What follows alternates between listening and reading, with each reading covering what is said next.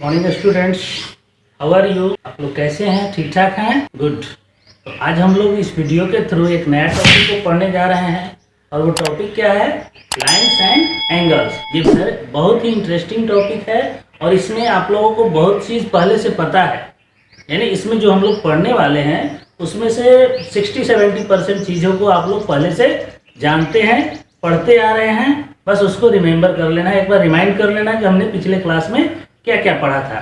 ठीक है? तो आप जब भी कभी पढ़ने बैठते हैं तो आप देखिएगा कि जो भी चीज़ आप पढ़ते हैं उसका पिछले क्लास से रिलेशन जरूर होता है। जो भी हम लोग टॉपिक पढ़ते हैं वो किसी न किसी तरह से पिछले क्लास से इंटरलिंक्ड होता है। यानी जो हम लोगों ने पिछले क्लास में 8th में पढ़ा था वही चीज़ 9th में भी पढ़ना है, और जो 9th में नया टॉपिक भी है कुछ तो उसका रिलेशन कहीं ना कहीं 9th से है। तो इसलिए हम लोग 8th से है, तो इसलिए हम लोग पिछले क्लास में जो जो पढ़ते हैं उसको भी हमेशा रिमाइंडर करके रखते हैं, हमेशा याद करके रखते हैं, क्योंकि आगे उसकी ज़रूरत पड़ती है। ठीक है? हम लोगों ने पिछले वीडियो के थ्रू बहुत सारे चैप्टर्स को सॉल्व करने की कोशिश की और किया भी, और आप लोगों ने भी कोशिश किया कि हम वीडियो को देख के समझ के बनाएं, और बनाया भी होगा। आशा करते हैं कि सभी लोगों ने अभी तक जितने वीडियो उनके पास गए हैं सारे वीडियो के थ्रू जितने भी एक्सरसाइज को सॉल्व करने के लिए दिया गया था आप लोगों ने कर लिया होगा। तो आज हम लोग चलिए पढ़ते हैं लाइन्स और एंगल्स। इसमें हम लोग कुछ चीज़ों को पढ़ेंगे जिसमें एंगल्स के बारे में पढ़ेंगे। एंगल्स आप पहले से जानते हैं। एक्यूट एंगल क्या होता है? एक्यूट एंगल जो होता है वो 0 डिग्री से बड़ा होता है और 90 डिग्री से छोटा होता है। वैसे सारे एंगल जिनका मेजरमेंट 0 से बड़ा हो और 90 से छोटा हो तो वो क्या होता है? Acute angle. इसके बाद आता है राइट एंगल, जिसका एग्जैक्ट जो मेजरमेंट हो वो 90 के इक्वल हो, यानी 90 डिग्री है तभी वो राइट एंगल है, अदरवाइज वो राइट एंगल नहीं है। इसके बाद हम लोग पढ़ते हैं ऑब्ट्यूस एंगल। ऑब्ट्यूस एंगल का मेजरमेंट जो होता है वो 90 से बड़ा और 180 से छोटा, यानी 90 से बड़ा हो और 180 से छोटा हो, तो इस तरह के एंगल को ऑब्ट्यूस एंगल बोलते हैं। इसके बाद है straight angle. Straight angle means वैसे सारे एंगल जिनका पूरा का पूरा मेजरमेंट, होल मेजरमेंट 180 के इक्वल हो, यानी 180 हो। 180 तभी होगा जब वो लाइन एकदम स्ट्रेट होगा। लाइन एकदम स्ट्रेट होगा, स्ट्रेट लाइन होगा, तभी वहाँ 180 का फॉर्मेशन होगा।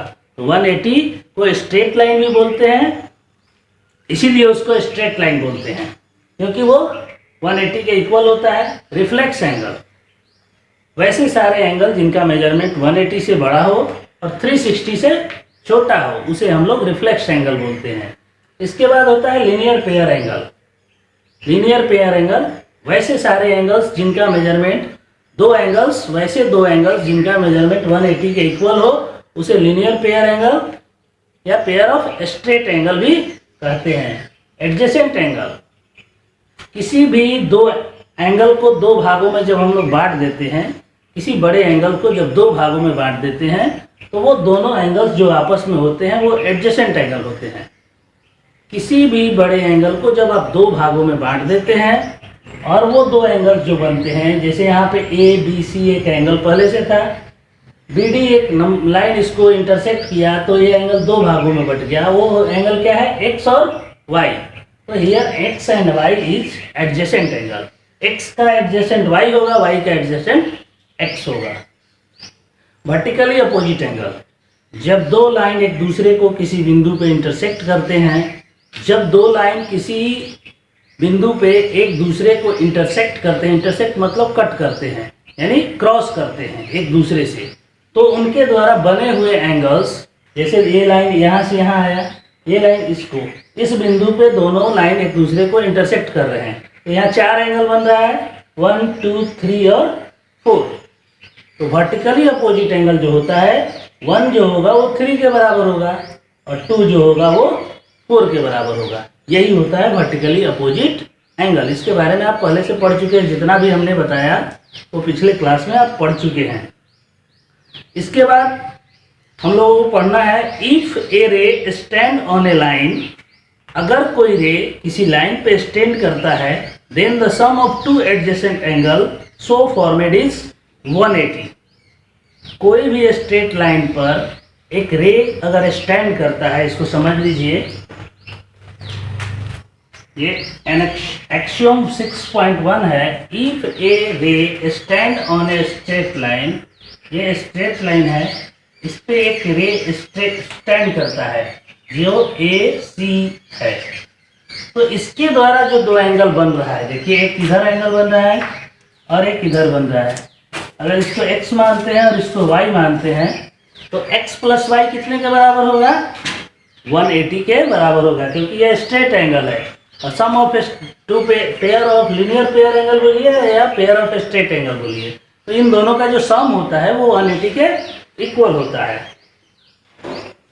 ठीक है, इसके बाद हम लोग को पढ़ना है 6.2 if sum of two adjacent angle is 180। उसी का ये वाइस वर्सा है, यानी उसी का अपोजिट है।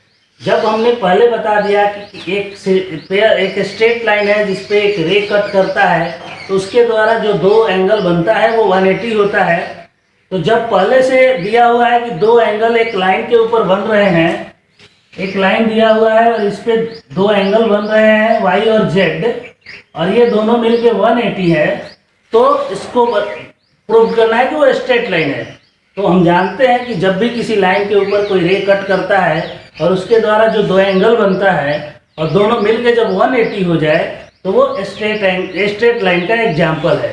तो ये बता रहा है कि स्ट्रेट लाइन को कट कर रहा है, दो एंगल जो बन रहा है वो 180 हो रहा है। यहाँ पे दिया हुआ है कि ये दोनों एंगल 180 है और किसी लाइन को कट कर रहे हैं, तो वो स्ट्रेट लाइन ही होगा। यहाँ पे दिया हुआ है स्ट्रेट लाइन, ठीक है, वहाँ पे बस एंगल का सम दिया हुआ है 180। तो यहाँ से जब हमने प्रूव किया कि 180 होता है तो वो स्ट्रेट लाइन होता है, और यहाँ 180 है ही तो वो स्ट्रेट लाइन होगा ही। ठीक है, उसी का वो वाइस वर्सा है।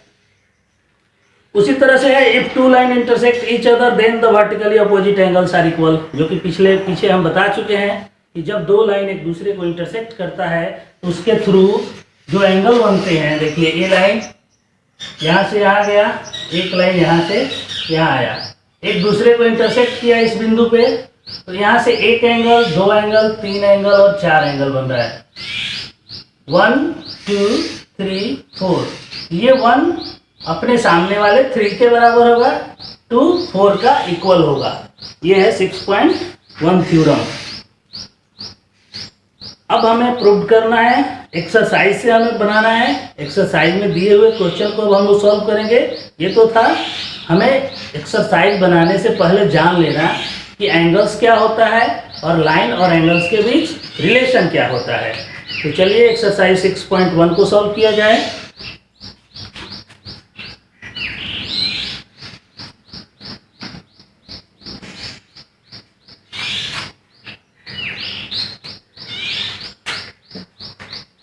.1 का 1 नंबर क्वेश्चन है। इस फिगर में दिया हुआ है कि AB और CD दो लाइन एक दूसरे को इंटरसेक्ट कर रहे हैं। AOC और BOE का जो सम है वो 70 डिग्री है और BOD 40 डिग्री है। तो find the BOE and reflex of COE। तो सबसे पहले हम लोग फिगर बना लें। एक लाइन AB है, उसको एक दूसरा लाइन CD इंटरसेक्ट कर रहा है। ये हो गया A B C D, और ये O पे एक दूसरे को इंटरसेक्ट कर रहा है और O से एक रे है OE। ठीक, अब यहाँ पे दिया क्या क्या हुआ है, given that angle AOC plus BOE equal to 70 degree and BOD equal to 40 degree. देखिए ये वाला हमें मालूम है BOD 40 डिग्री, इसके बाद AOC ये वाला, फिर BOE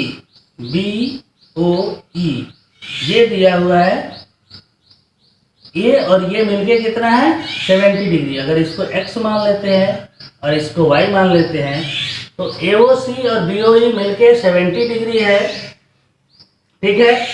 BOD हमें मालूम है कि 40 डिग्री है।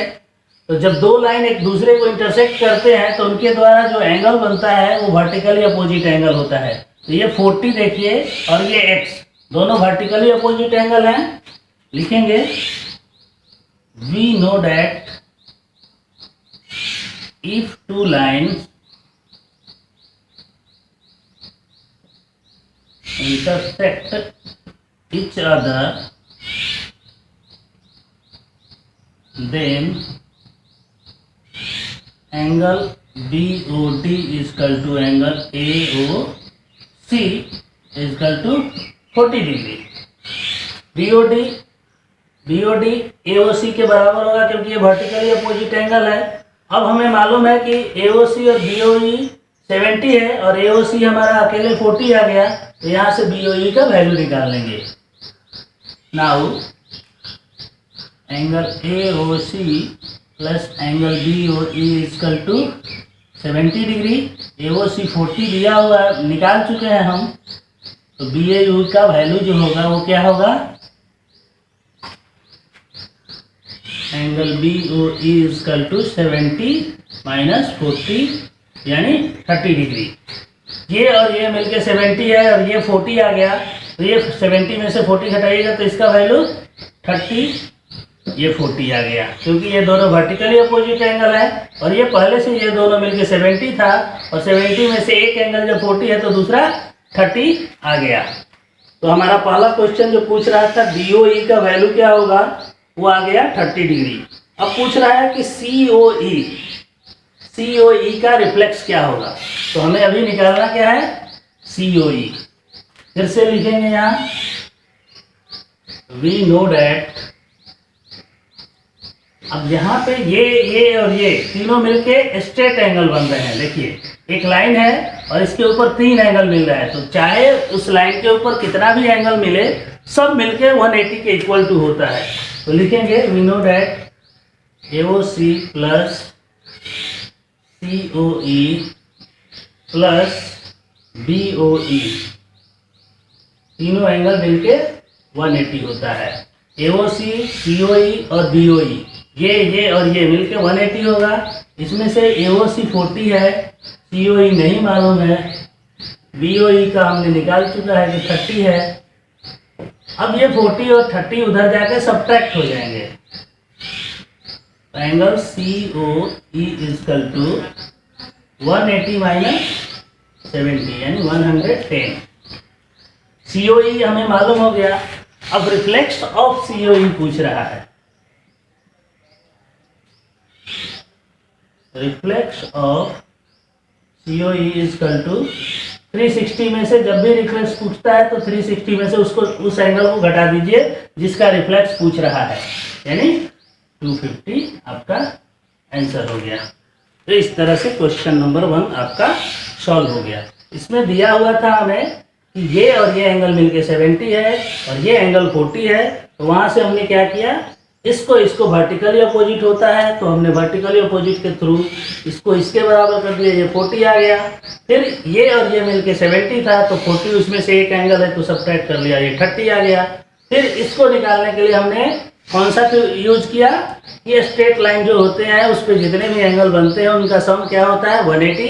तो उस तरह से इन तीनों को ऐड कर लिया, 180 के इक्वल हो गया। वहाँ से हमें ये एंगल मालूम हो गया, COE 110 हो गया।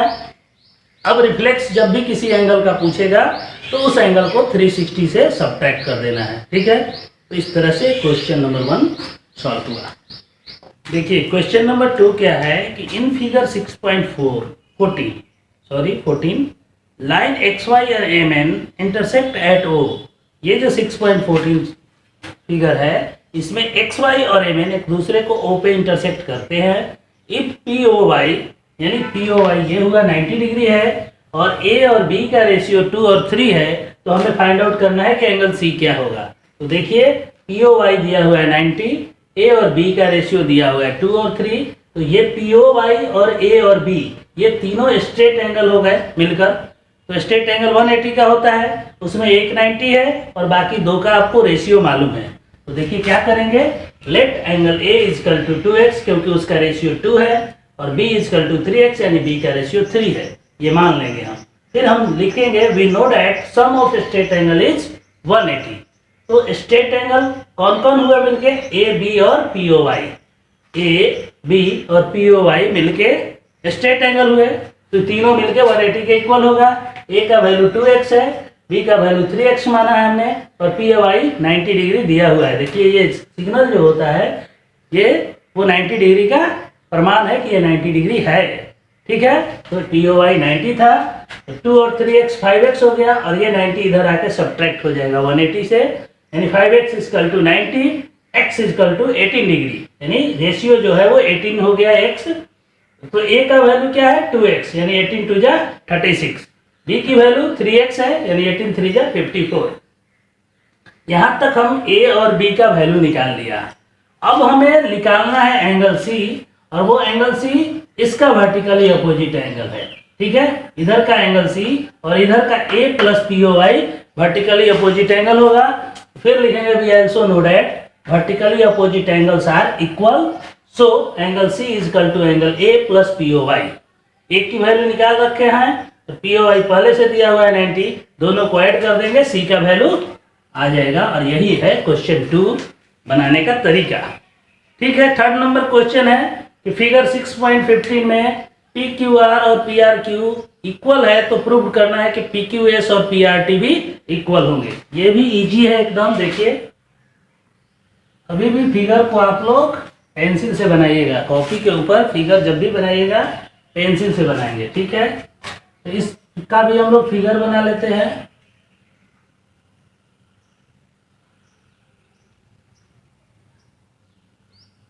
PQR ये एंगल इसके बराबर है, तो प्रूव करना है कि ये बाहर वाले दोनों एंगल आपस में इक्वल होंगे। लिखेंगे here given that PQR is equal to PRQ, equation 1। ये आपको क्वेश्चन में दिया हुआ है कि ये एंगल और ये एंगल इक्वल है। फिर लिखेंगे we know that angle PQR plus angle PQS,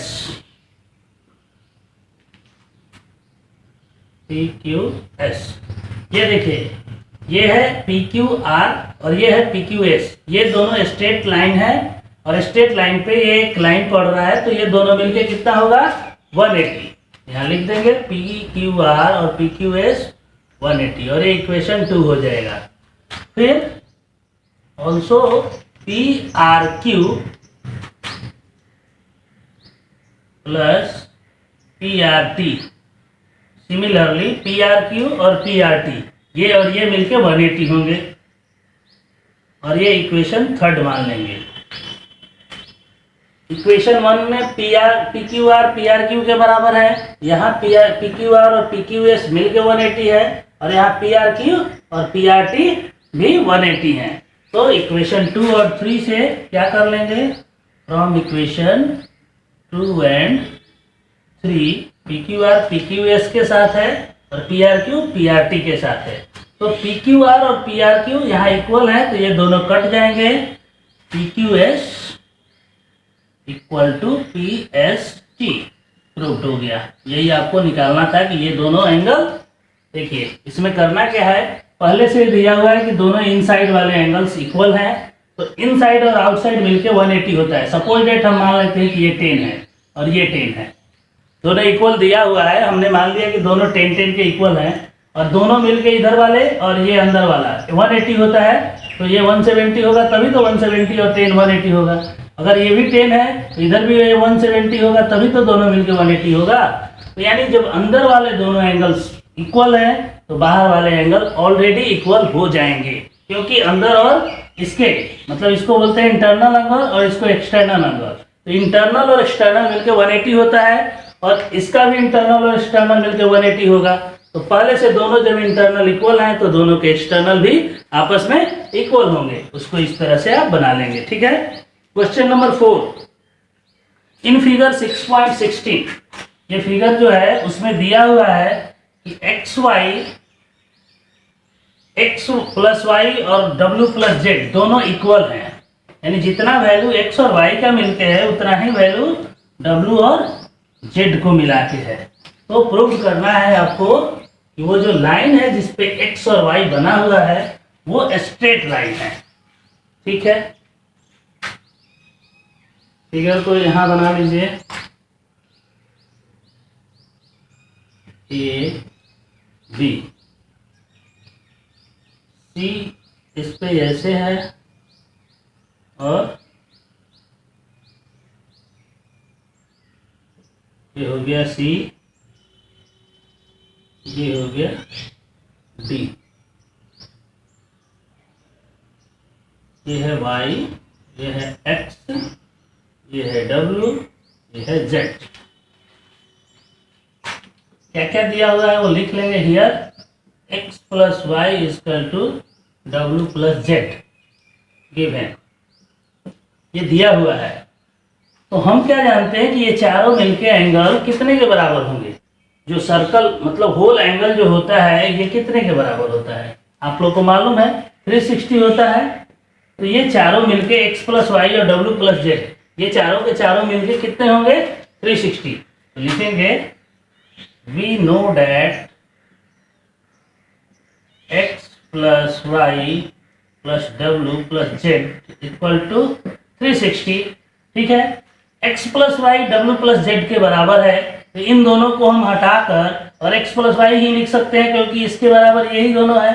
w plus Z किसके बराबर है, x प्लस वाई के बराबर है। यहाँ से w और y z को हटा लेंगे और उसके जगह जो दिया हुआ है x प्लस वाई उसको लिख लेंगे, यानी x प्लस वाई पहले से है और ये भी x प्लस वाई के इक्वल टू है, इक्वल टू 360। अब देखिए x और x 2x हो जाएगा और y और y 2y हो जाएगा। अब इन दोनों में से 2 को कॉमन ले लीजिए, x plus Y equal to 360। अब ये 2 इधर जाके क्या हो जाएगा, इधर मल्टीप्लाई है तो उधर जाके डिवाइड हो जाएगा, यानी x प्लस वाई की वैल्यू 180 आ गया, यानी ये दोनों एंगल मिलके 180 है। तो ये लाइन जो होगा ये वो स्ट्रेट लाइन होगा। तो लिखेंगे if angle x plus angle y equal to 180 then the line AOB is straight line. Proved. ठीक है। जब x और y की वैल्यू 180 आ गया तो ये line straight line already proved हो जाएगा। जब भी किसी लाइन के ऊपर दो एंगल जो बन रहे हैं वो 180 मिलके हो जाते हैं तो लाइन स्ट्रेट लाइन हो जाता है। इस तरह से 4 क्वेश्चन भी सॉल्व हुआ। ठीक है। 5 और 6 नेक्स्ट देखिए। 5 नंबर क्वेश्चन है कि इस फिगर में दिया हुआ है, ये फिगर एक दिया हुआ है और इसमें हमको प्रूव करना है कि ROS जो है वो half of the QAS minus POS के बराबर है, यानी ये वाला बीच वाला एंगल ROS जो है, ये बीच वाला जो एंगल है ROS वो 1/2 QOS माइनस POS के इक्वल है। यहाँ पे हमें मालूम है कि ये वाला 90 डिग्री है तो इधर जो दोनों एंगल मिला बचा वो भी मिलके 90 डिग्री होगा, तभी तो सब मिलके 180 होंगे। इधर ये 90 है ROQ, तो ROP जो होगा वो भी 90 होगा और ROP 2 भागों में बटा हुआ है, POS एंड ROS। ठीक है। तो here given that POS plus ROS equal to 90 degree. ठीक है। अब ये टोटल QOS में से, ये बड़े से एंगल में से अगर ये छोटा सा एंगल हम लोग घटा देते हैं तो ये बच जाता है जो कि 90 डिग्री के इक्वल है। तो and QOS minus ROS equal to 90 degree. ये बड़ा सा एंगल QOS जो है उसमें से ये छोटा सा एंगल ROS घटा देंगे तो वो इस 90 के इक्वल हो जाएगा। तो ये इक्वेशन 1 हो गया और ये इक्वेशन 2 हो गया। जब इक्वेशन 1 भी 90 के बराबर है और इक्वेशन 2 भी 90 के बराबर है तो दोनों को आपस में इक्वल कर देंगे, यानी POS plus ROS equal to QOS minus ROS। ठीक है, ये 90 है, ये भी 90 है, तो दोनों आपस में इक्वल हो गया। अब देखिए यहाँ ROS है और यहाँ माइनस ROS है, ये माइनस इधर आ गया और इसके साथ ये प्लस हो जाएगा, और इधर QOS बच गया, इधर का POS उधर जाके माइनस POS हो गया। दो एंगल ROS हैं, ROS और ROS मिलकर 2 ROS हो गया। अब ये 2 मल्टीप्लाई में है, उधर जाएगा तो क्या होगा, डिवाइड हो जाएगा, तो इस 2 को उधर ले गए तो 1/2 QOS माइनस POS प्रूव्ड हो गया। तो इस तरह से हमने प्रूव्ड कर दिया कि ये जो ROS है वो QOS माइनस POS का हाफ है, ये आपका प्रूव्ड हो गया। लास्ट क्वेश्चन है 6 number. It is given that, ये दिया हुआ है XYZ is 64 and XY produce 2 point P and draw a figure from given information if ray YQ bisect ZYP and XYQ and the reflex of QYP। यानी ये information जो दिया हुआ है उससे पहले हम लोग क्या करेंगे, फिगर बनाएंगे। सबसे पहले लाइन्स और एंगल्स को प्रूव मतलब सॉल्व करने के लिए आपको जो जो इंफॉर्मेशन दिया है उससे आप क्या करेंगे, सबसे पहले फिगर को बनाने की कोशिश करेंगे। फिगर जब बन जाएगा तो आपका क्वेश्चन अप टू डेट बन जाएगा।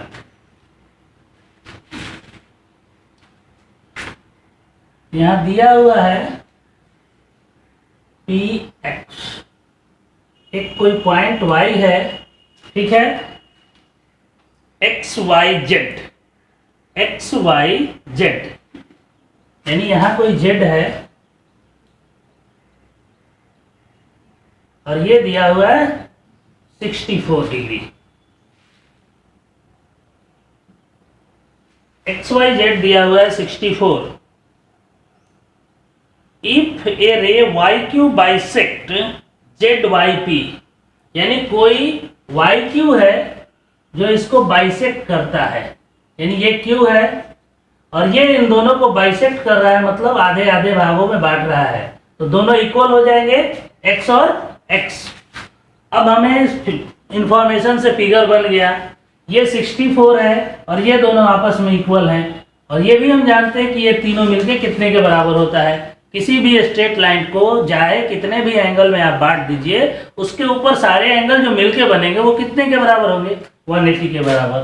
तो हम लिखेंगे वी नो डैट, ये क्वेश्चन नंबर 6 है और ये लास्ट क्वेश्चन है इस एक्सरसाइज का जिसको हम लोग सॉल्व कर रहे हैं। तो उसके लिए सबसे पहले आप फिगर बना लीजिएगा, और फिगर के अकॉर्डिंग टू इधर वाला एंगल XYZ दिया हुआ है 64, ZYP जो है इस एंगल को YQ बाइसेक्ट कर रहा है, यानी एक रे है YQ जो ZYP को दो बराबर भागों में बांट रहा है, यानी दोनों की वैल्यू इक्वल होगी, इसीलिए हम दोनों को X मान लिया है। We know that angle PYQ plus QYZ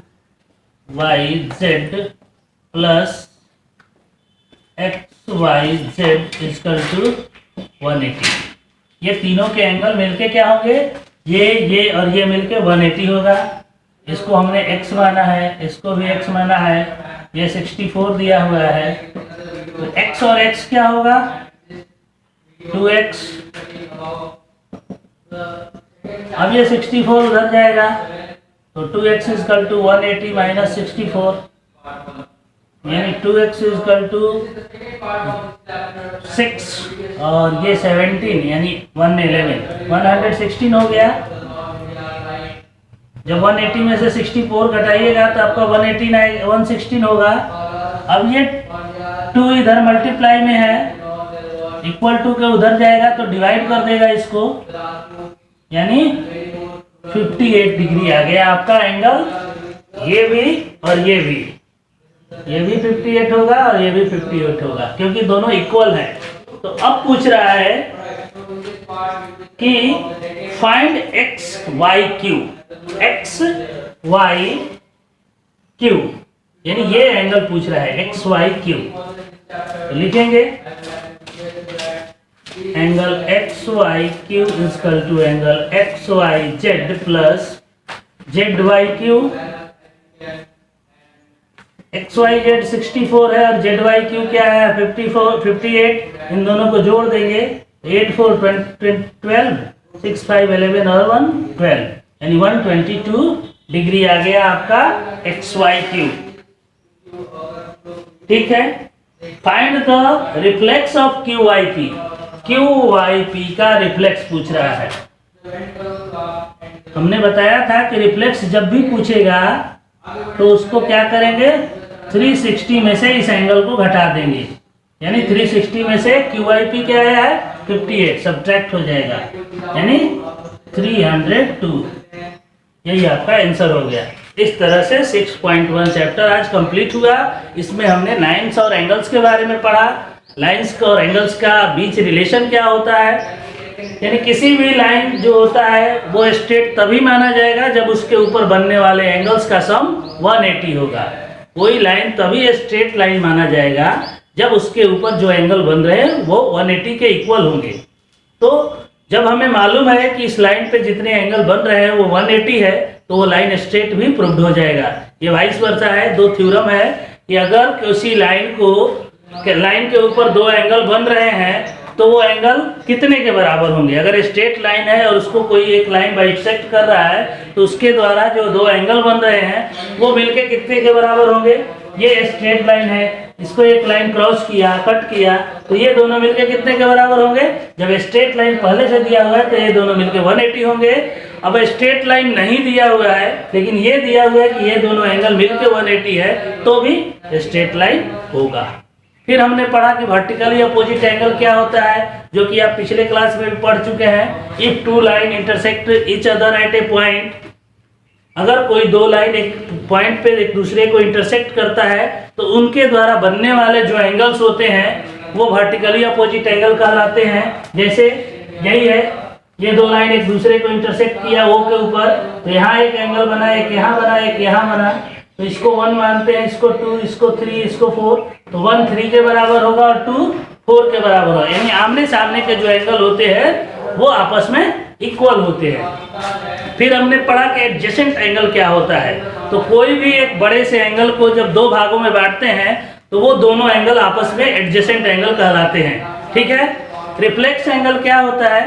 तो रिफ्लेक्स एंगल जो होता है वो 180 से बड़ा होता है और 360 से छोटा होता है। अब आपसे कोई पूछ रहा है कि 30 का रिफ्लेक्स क्या होगा, तो हमने बताया कि जिस एंगल का रिफ्लेक्स पूछा जाता है उस एंगल को 360 में से सब्ट्रैक्ट कर दीजिए। यानी 30 का अगर रिफ्लेक्स पूछ रहा है तो 360 माइनस 30 हो जाएगा, यानी 330 डिग्री 30 का रिफ्लेक्स होगा। रिफ्लेक्स और एंगल मिलके, रिफ्लेक्स ऑफ एंगल और एंगल मिलके 360 के इक्वल होते हैं। अगर किसी भी एंगल का रिफ्लेक्स पूछा जा रहा है तो उस एंगल को आप 360 में से सब्ट्रैक्ट कर दीजिए, वो उसका रिफ्लेक्स एंगल आ जाएगा। तो इस तरह से ये चैप्टर कंप्लीट हुआ। इसको ध्यान से पढ़िएगा और जो जो बताया गया है उसको ध्यान से मतलब आप नोट डाउन कर लीजिएगा कॉपी में। जो भी थ्योरम बुक्स में दिए हुए हैं उस थ्योरम को हमेशा याद रखना है, क्योंकि थ्योरम से ही हमारा क्वेश्चन बनता है। थ्योरम याद रहेगा तो हम तुरंत अप्लाई कर लेंगे और हम अपने क्वेश्चन को सॉर्ट आउट कर लेंगे। ठीक है, तो इस तरह से ये चैप्टर कंप्लीट हुआ और आशा करते हैं कि ये वीडियो आप लोगों को पसंद आया होगा और ये चैप्टर भी आपको अच्छी तरह से समझ में आ गया होगा। ठीक है, अभी तक अगर आप लोगों ने इस चैनल को सब्सक्राइब नहीं किया होगा तो जरूर सब्सक्राइब कर लीजिए, बेल आइकन को दबा लीजिए ताकि आपको नोटिफिकेशन मिलता रहे, क्योंकि यही एक माध्यम है जो आपको अभी पढ़ाई से जोड़े रख सकता है। क्योंकि अभी कोई भी स्कूल कॉलेज मतलब तुरंत खुलने वाले नहीं हैं, उसमें समय लगेगा और कितने दिनों में खुलेगा ये गवर्नमेंट भी अभी नहीं बता रही है। यानी हम लोग अभी इसी प्रोसेस को फॉलो करेंगे। ऑनलाइन स्टडी ही एक माध्यम है जो हम लोगों को स्टडी से जोड़े रख सकता है। अगर आपने बुक अभी तक नहीं खरीदा है तो जरूर खरीद लें। बुक खरीदिएगा तभी पढ़ने में मजा आएगा, विदाउट बुक आप नहीं पढ़ सकते हैं। इसलिए बुक सबसे पहले खरीद लें, क्योंकि स्कूल की खुलने की कोई गारंटी नहीं है कब खुलेगा। तो बुक आपके पास रहेगा और वीडियो जाएगा तो जरूर आप उसको पढ़ लीजिएगा ध्यानपूर्वक। तो बुक को खरीद लें और स्टडी को अपना जारी रखें। ठीक है, जैसे ही वीडियो आपके पास जाता है आप उसको ध्यान से बनाएं और जो भी प्रॉब्लम हो उसको कमेंट बॉक्स में जरूर लिखें। ठीक है, धन्यवाद। धन्यवाद इसलिए दे रहे हैं कि आप लोगों ने इतने ध्यान से इस वीडियो को देखा, अपना कीमती समय दिया इस वीडियो को देखने के लिए। और हमने ये समय निकाल के आपको दिया ताकि आप लोग घर बैठे इस पढ़ाई को जारी रख सके। ठीक है।